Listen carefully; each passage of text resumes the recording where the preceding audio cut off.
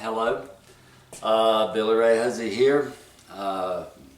Been at North Carolina with the Southern Folk Pottery Collectors Society, and today I want to take a few moments of your time to look through a private collection that come from some caretakers, and that's sort of going to be the theme of this, is caretakers.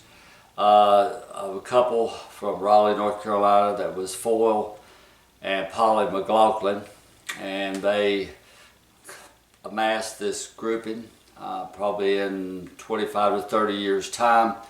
And it's kind of unique in that at the time period, or during the time period, they were actually collecting pieces from living, producing potters, which is pretty unique, as well as antique pottery. And they were fascinated and patrons of both spectrums. So we'll take just a few minutes to walk through some of these things. It's about 325 lots or so, and they're pretty unique. And they're not in any chronological orders or time frames, so we'll just sort of have some fun as you're going through the shop. Up on top, of course, is Edwins Meaders from White County, Georgia. Some early roosters of his, alkaline. One is just almost identical to his mother Aries' work. Then we go down to his brother Lanier right here with rock teeth. A piece of Burlon Craig over there, really unique piece with sharp teeth that he didn't do very many of. G.F. Cole, and G.F. was producing at the time that he got these. And then we got more Lanier Meaders, Dorothy Almond, more Edwin, really unique picture of Edwins there, and Lanier's. Then we go to Burlon Craig's, and they got to meet Burlon Craig and really was fascinated with him and just about become very good friends. And you're going to notice several large swirl pieces in your large, meaning 2 gallon, 3 gallon, 5 gallon. And these are kept in 2 pieces, and he had to match up the swirl. So keep in mind, these large pieces of swirl Burlon are very, very scarce. A large faced pitcher, a double face jug with inserted pupils of that time frame, which was rare. Another swirl piece of burls, another double face, and another large swirl. And then the Gurdon Robins piece from Fayetteville, North Carolina, which is the earliest southern salt glaze produced. That's about 1820-ish, and that's a real rare piece. It's one of only 3 known. Some transitional art pottery, transitional from utilitarian ware of the late 1800s into the early 1900s, and they were changing over to art pottery to, of course, adapt to a change in market. Charles Moore chickens, A.R. Cole in Sanford, and he was living at the time. And Arthur was quite a character. He was a very good potter. And Charlie Allman, Cravens, and one of Wayman Cole's accordion vases, which are really, really quite a feat to pot. Then we've got some more pieces over here of swirl from Catawba Valley, which is really, really highly desirable. There are about 3 families that did the Reinhardts and the Propes, and Hilton's did a little bit. This one's unique in that the swirls go in 2 different ways, and there's a lot of theories how that happened. Some people say he may have stopped the wheel and turned it the other way to make the swirl going. But that's a rare piece. First one I've ever saw with 2 different directions, and blue rutile from that area up there. We got some early North State pottery, which are unique pieces, one of a kind, if you will. And that's about early 1920s there. Some more J.B. Cole, Piscafors from Buckingham County. The renowned Chinese blue glaze of Jugtown from the Busby's era, 1930s. One of A.R. Cole's spider vases, which everybody really likes, and they're very, very scarce and hard to find. Don't know, this is a fascinating piece here with these drips on it. During that transitional period, they were trying a lot of different things, such as the loop-handled trophy vase there.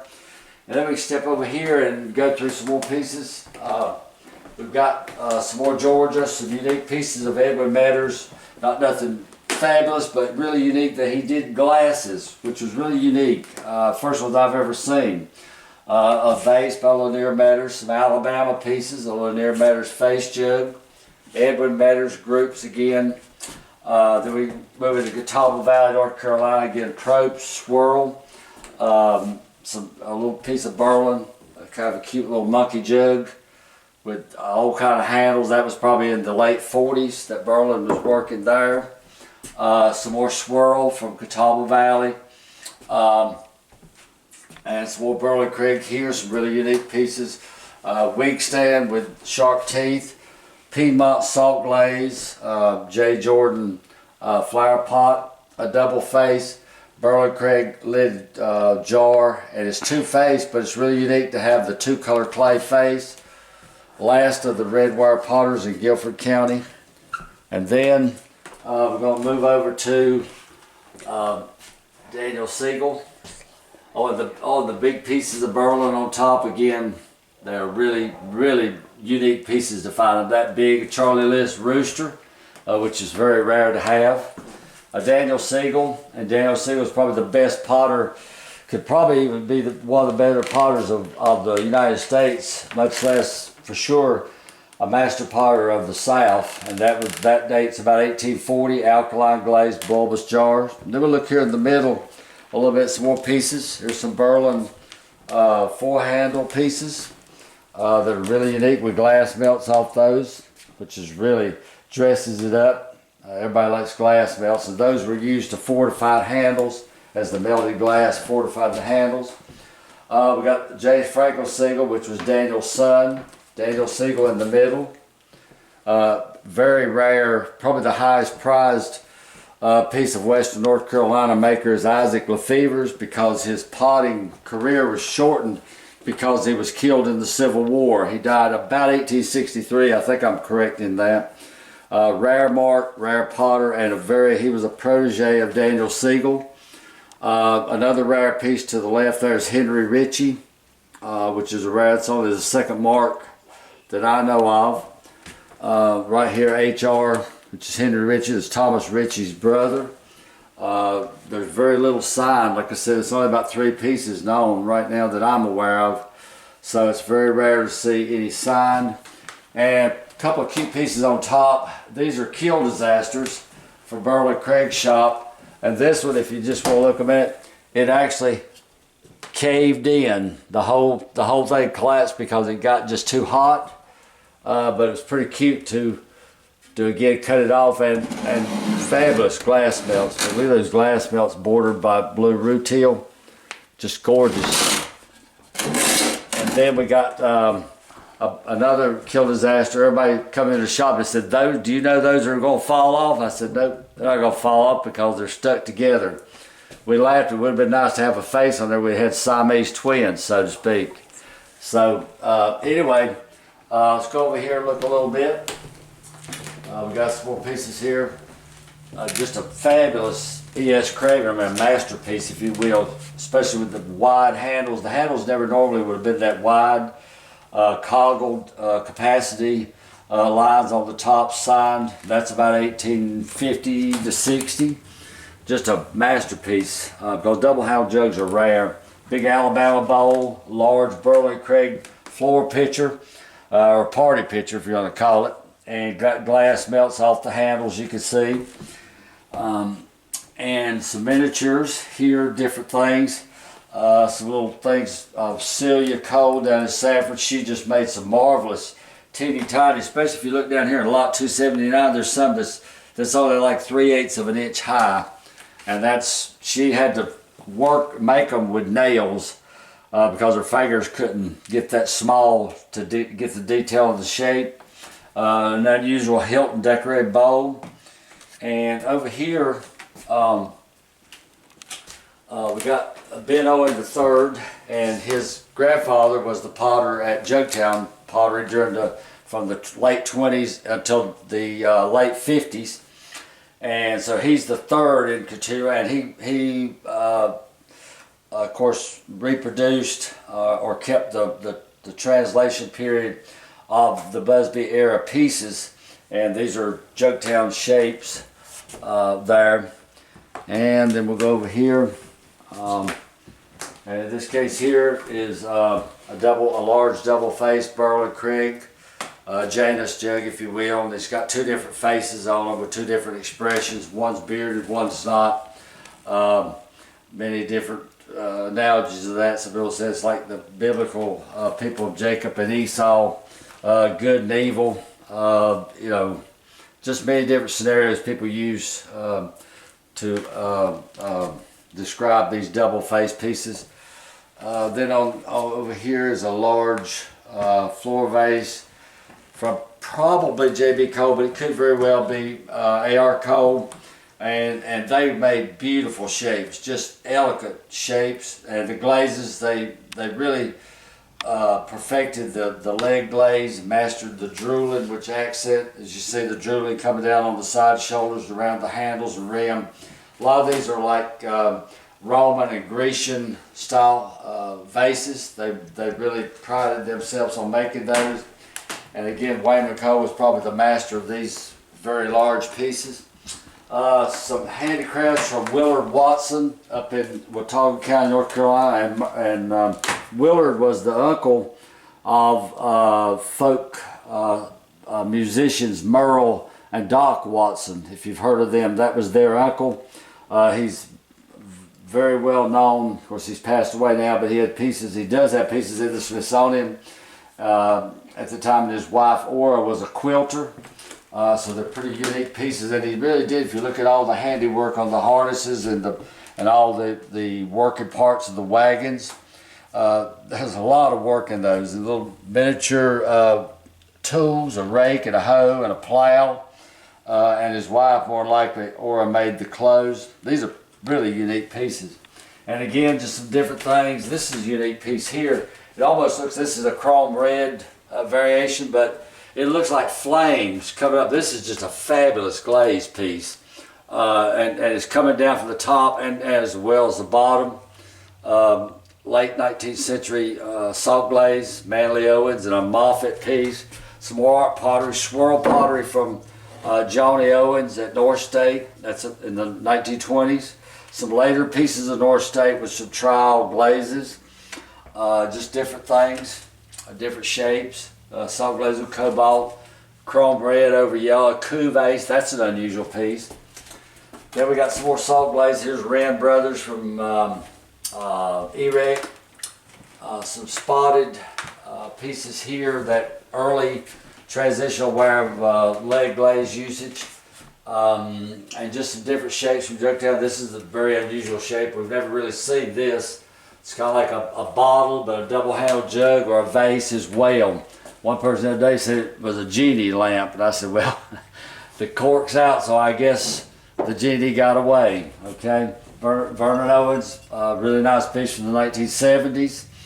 And again here, another large piece of Burlon cream. This is probably about an 8-gallon, and he did put some of the faces on some of these 8 gallons. We've had a couple of those in years past, and he'd like to sign his name across the top, and of course the locale. It was it had changed name, but he was used to Henry, and the sign waving, which was tooling, and it's like Coleman, which decoration, you'll see that in Sand Mountain, Alabama as well, and that's a trademark of Catawba Valley, and that's a monumental piece to be that, and that's just pure potter.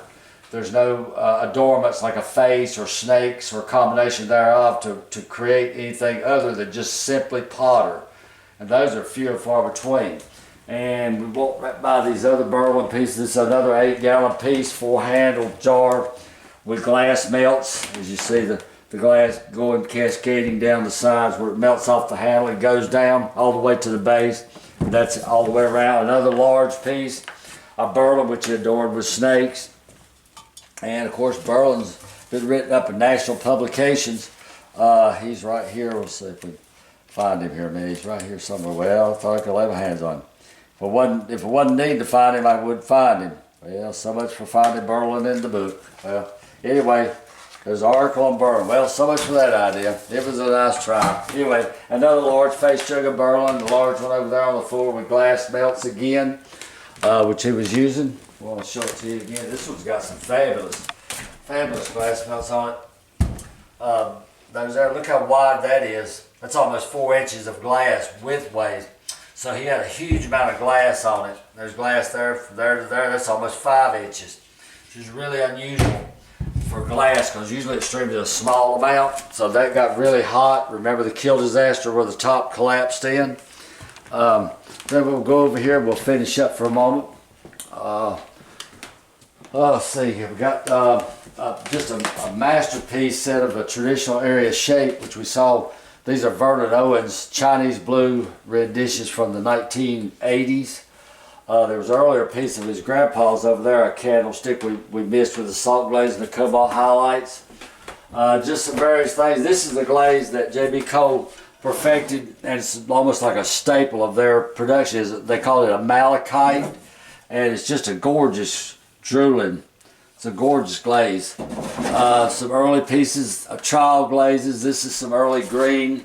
This is a really unique shape here we've never had before. This is a beautiful piece right here, this bowl, and Mrs. McLaughlin added notes, and we kept the notes with these pieces as she made comments about when she purchased it and things at different parts of it. That's a beautiful bowl with these grooves on the outside. Just a gorgeous piece. And AR was just the creation that he made was just so vast. This is what I kind of get to it. It looks like it ought to be in Fred Flintstone's home. Kind of looks like something that would fit right into Barney Rebel and Fred Flintstone's home, but it's really unique to have these cratered in pieces, and that was a Cole family tradition actually. And some other pieces here. Here's a little flower pot you don't think is important, but doggone, he wrote his name, signed it, and put a date, 1941 on there. So for some reason, somebody wanted to sign a dated piece, which was really unique. A gorgeous shape of G.F. Cole, his son, and a lot number, of course, but January 14th, 1941, A.R. Cole. It's pretty unique to have a hand sign. And look at that gorgeous glaze there. That's just fabulous there. It's exciting looking at all this. His son, this is a really unique set of glazes that his son, General Forster, there's a picture of GF down there. That's his son. He worked in South Carolina for a period of time, made face jugs. That's his there. Then we've got the big roosters. About got pecked, didn't we? Sorry about that. These are made by a potter down in Georgia named Bill Flowers, who later moved to western North Carolina. And they're just marvelous with all the glaze drooling. They're really, really captivating to look at. They'd be a conversation piece in any home, kitchen, foyer, or whatever. They really are unique. I've never seen any quite like them before. And then we got a basket that's come from C.C. Cole, Charlie Cole, probably in the 1940s. It's just got the glaze drooling, and like they were having so much fun, and just they were just doing some daring results with all the glaze drooling like this here, which is pretty stark contrast. M.L. Owen's trademark, just an elegant shape that he made. Royal Crown from the 1940s, short-lived endeavor, that lasted about 3 years or so. Then just some odd pieces. Joe Owens here, trying glazes, really dressed up. Charles Moore again. Dorothy Allman from probably the 1940s. Joe Owen, picture Joe there. That was Ben Owen I's brother, little Ben, or Ben the Third's uncle, we'll say. Bob Arfield, Westmore Pottery, some renditions, Westmore again, and then a piece of kind of tramp art, so to speak. And then they had a James Bright Bailey carvings with movable arms, so pretty much a trademark of his stuff. So we'll just kind of wind up right there. Like to see you, come visit us, come look at it, because it is an eyeful. It lets us know that the caretakers of the past now are passing it on to you, the caretakers of the future. And you always wonder about pieces that are in such remarkable shape. It's because somebody took the time and devoted their lives to preserving history from these potters of old and the potters of new. So thank you for your time, and if you will contact us, check the website or call us at 336-581-4246. Thank you for your time. Goodbye.